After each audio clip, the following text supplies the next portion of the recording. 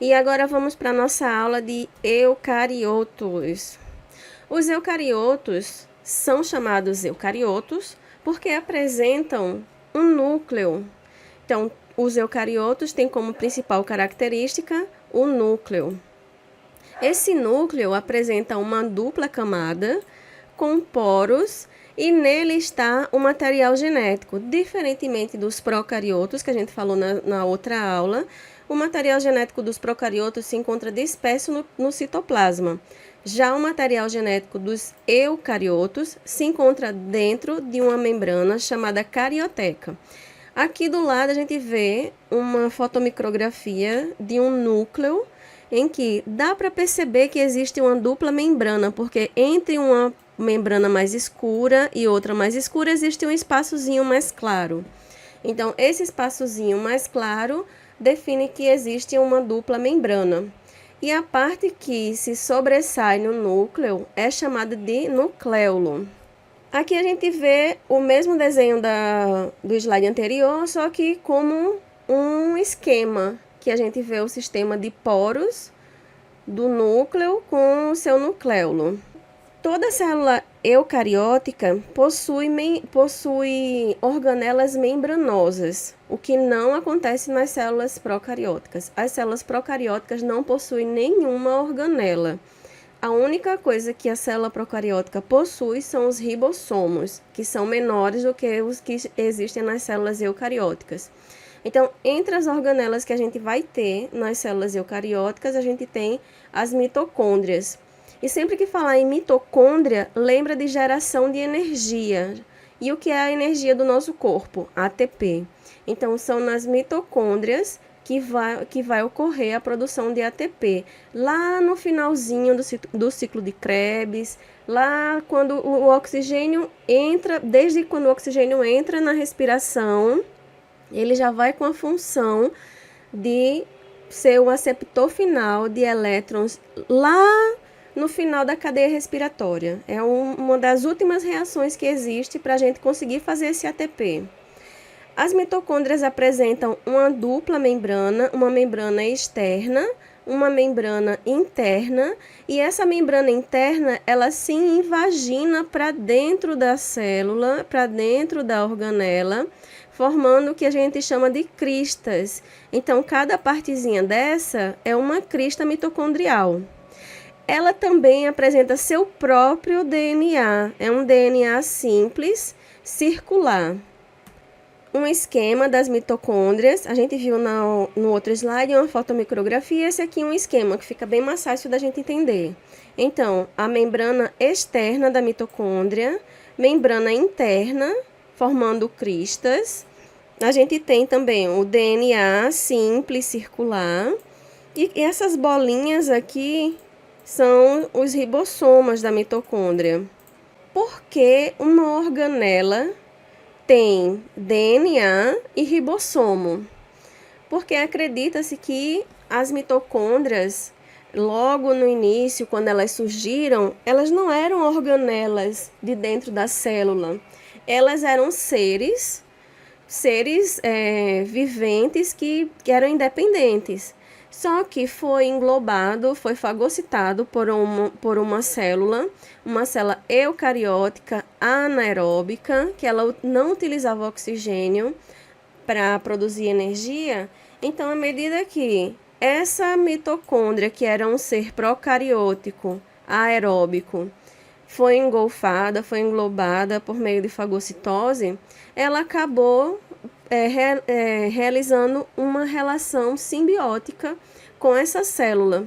E o que aconteceu? Esse ser procariótico ancestral produzia ATP e essa célula dava para ele esse oxigênio que ele precisava. Então ficou essa relação simbiótica, e toda vez que essa célula se reproduzia, ela se dividia, essas mitocôndrias, que ainda não era mitocôndria, né, ela começou a se dividir também. E acabou que teve uma evolução em conjunto dos dois seres. E essa mitocôndria continuou fazendo parte da célula. A mesma teoria é aplicada também para os cloroplastos das plantas, só que os cloroplastos são um sistema mais elaborado, mais membranas, mais espaços. Então, é no cloroplasto que fica a clorofila, onde ocorre a fotossíntese das plantas. Então, essa é a teoria endossimbiótica. E por que surgiu essa teoria? Porque todo mundo desconfiava que alguma coisa tinha a mais, porque as mitocôndrias são organelas com dupla membrana e com DNA próprio.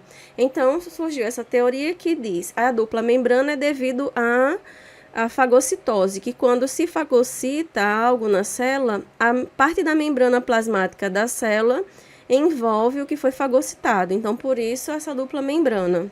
E o material genético, porque ela seria um procarioto anaeróbico livre. Outra organela que a gente vai ter, os procariotos, né? Os eucariotos, que eu sou eucarioto, você é eucarioto, só quem é eucariotos são as bactérias. Então, é o retículo endoplasmático rugoso. Então, se é rugoso, é porque ele tem alguma coisa de relevo aí, né? Então, se você prestar atenção, aqui a gente tem o núcleo, e se continuando com esse núcleo, vem esse monte de cisternazinha. Essas dobrinhas, que são umas dobras de membrana, elas são retículo endoplasmático. Onde tem essas bolinhas, é chamado retículo endoplasmático rugoso, e essas bolinhas são ribossomas. Depois que ela perde as bolinhas, na parte que ela não tem as bolinhas, ele é um retículo endoplasmático liso. Então, aqui é o rugoso e aqui é o liso. E qual a função dessas bolinhas aqui? Sempre que você vê ribossomo em algum lugar, significa que a função é síntese de proteína. Então, a principal função do retículo endoplasmático rugoso é a síntese de proteína. Ele também faz a glicosilação de glicoproteínas. O que é glicosilar?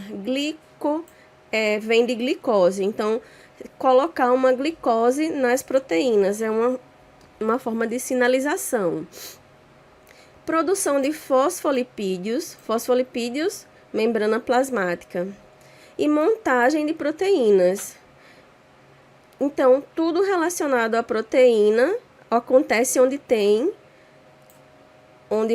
vai ter o retículo endoplasmático rugoso, e ele é chamado rugoso porque ele tem ribossomos nele.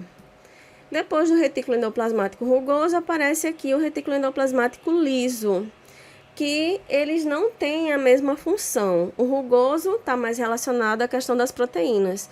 O liso vai ter outras funções, como, por exemplo, desintoxicação. Uma pessoa que bebe muito, por exemplo, ou usa muitas drogas, ou toma muito medicamento, vai ter o retículo endoplasmático liso do fígado muito desenvolvido, porque ele está envolvido nessa questão da desintoxicação, como, por exemplo, retirar as matérias tóxicas do nosso organismo. Ele também tem um papel fundamental, que é o armazenamento de cálcio.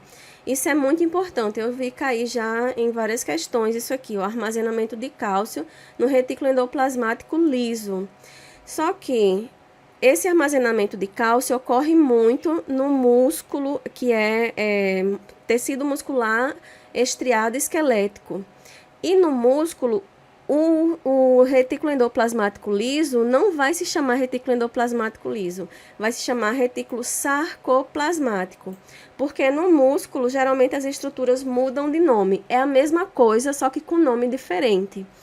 Então, o retículo endoplasmático liso no músculo se chama retículo sarcoplasmático, e ele tem uma função muito importante, que é no armazenamento de cálcio. E o cálcio é importante para o impulso nervoso e também para a contração muscular. No retículo endoplasmático liso também vai ocorrer a síntese de lipídios ou de lípidos. No rugoso, proteína, e no liso, lípidos. E também ele faz a hidrólise do glicogênio. Tem uma enzima chamada glicose 6-fosfatase. Tudo que é ase é enzima, que faz a hidrólise do glicogênio. O que é hidrólise? Hidro, água, lise, quebra. Então, ele vai quebrar o glicogênio, ou glucógeno. E o que é esse glicogênio? É a nossa reserva energética animal. Os animais têm como reserva energética o glicogênio, que são moléculas de glicose, todas unidas, juntinhas, em uma cadeia de homopolissacarídeo, várias moléculas de glicose juntas, que elas armazenam essa energia. Quando a glicose baixa no sangue, então a glicose 6-fosfatase quebra o glicogênio para rever esse nível normal de glicose no sangue. Então, isso também acontece lá no retículo endoplasmático liso. O aparelho de Golgi ou complexo de Golgi, que você pode ver também como complexo de Golgi, ou complexo golgiense também, são todos sinônimos. Eles são pilhas de sacos, que são chamados de golgiossomos ou dictiossomos. Ele tem esse formato aqui, como se fosse um empilhamento mesmo de sacos. Ele vai ter duas faces, isso é bastante importante, a face cis e a face trans.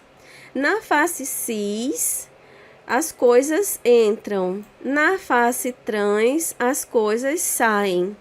Então, a gente tem aqui a face cis, que também é chamada de convexa, não dá para perceber muito nessa imagem que essa parte é mais convexa e essa parte aqui é mais côncava.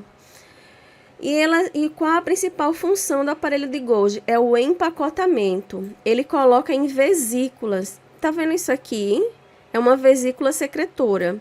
Tem algum material aqui dentro que vai ser levado para algum lugar específico da célula ou para fora da célula. Então, ele faz esse empacotamento. Aqui é como funciona o aparelho de Golgi, retículo endoplasmático, a vesícula secretora e como ela é secretada. A gente tem um núcleo e um retículo endoplasmático rugoso. Digamos que do retículo endoplasmático rugoso, algumas proteínas entraram na cara cis, na cara convexa do aparelho de Golgi. E daqui elas vão passando pelas cisternas até chegar na cara trans. Na cara trans ela já sai como vesícula, a vesícula secretora, que se dirige até o citoplasma, funde as membranas da vesícula com o citoplasma e é eliminada.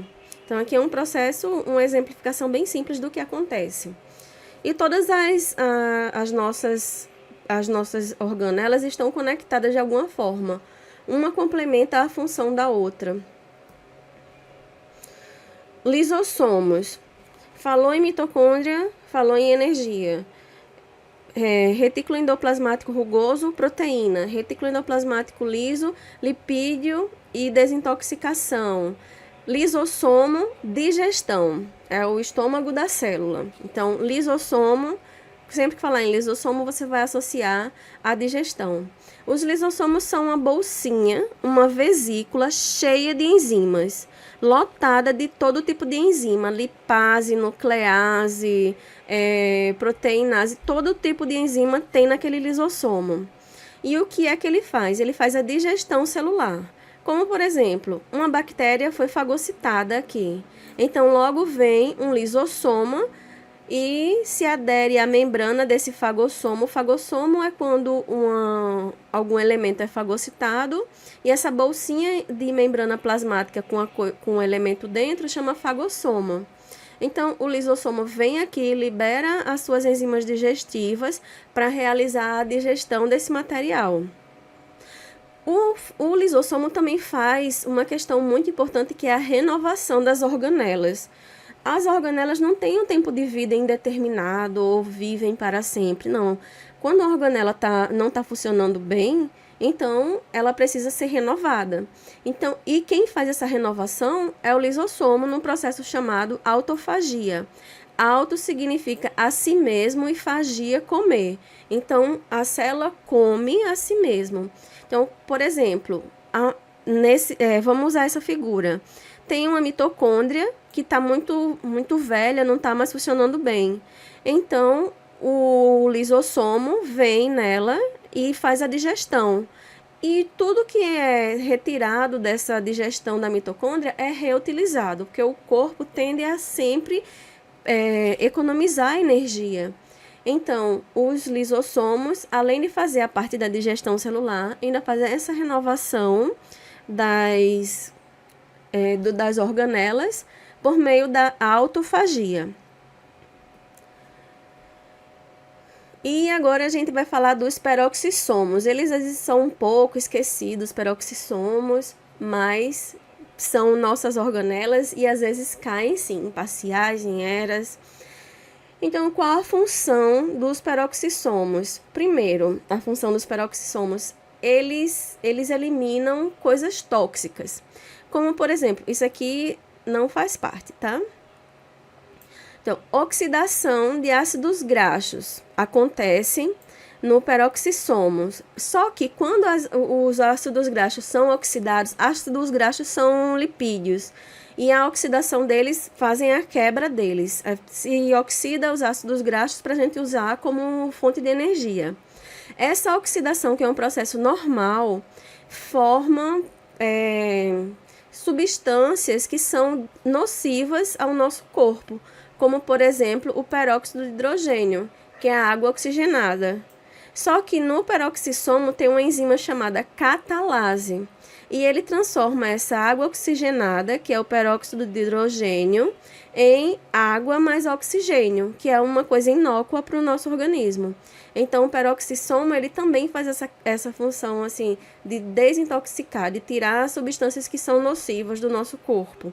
E, principalmente, ele atua no processo de oxidação dos ácidos graxos, fazendo com que o peróxido de hidrogênio, que é a água oxigenada, se transforme em água mais oxigênio. E isso é feito pela enzima chamada catalase. Olha, um ase aqui. Toda vez que tem ase, é enzima. Então, se você ficou com dúvida, teve algum questionamento, manda direct para mim aqui no Anatomize 2.0, manda o WhatsApp para mim, não fica com dúvida. E um beijo, até o próximo.